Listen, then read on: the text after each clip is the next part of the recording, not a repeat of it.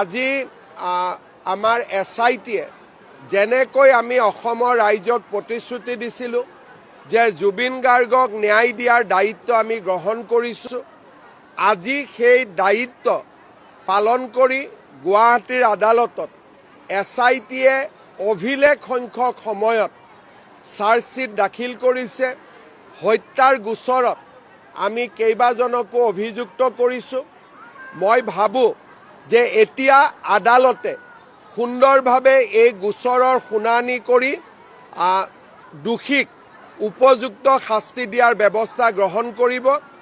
আদালতৰ নিৰপেক্ষতা আৰু আদালতৰ কঠোৰ স্থিতি অপৰাধীৰ প্ৰতি এই কথা আমি সকলোৱে জানো আৰু মই ভাবোঁ যে ন্যায়ৰ প্ৰক্ৰিয়াক আমি সকলোৱে সন্মান জনাম।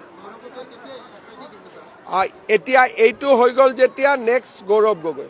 আজি আমাৰ SITয়ে যেনেকৈ আমি অসমৰ ৰাইজক প্ৰতিশ্ৰুতি দিছিলোঁ যে জুবিন গাৰ্গক ন্যায় দিয়াৰ দায়িত্ব আমি গ্ৰহণ কৰিছোঁ।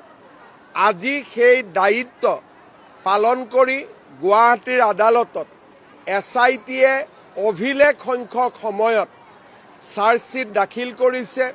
হত্যাৰ গোচৰত আমি কেইবাজনকো অভিযুক্ত কৰিছোঁ। মই ভাবোঁ যে এতিয়া আদালতে সুন্দৰভাৱে এই গোচৰৰ শুনানি কৰি দোষীক উপযুক্ত শাস্তি দিয়াৰ ব্যৱস্থা গ্ৰহণ কৰিব।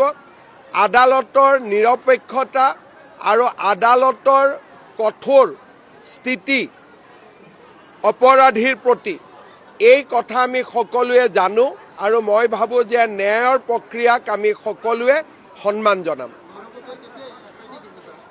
এতিয়া এইটো হৈ গ'ল যেতিয়া নেক্সট গৌৰৱ গগৈ।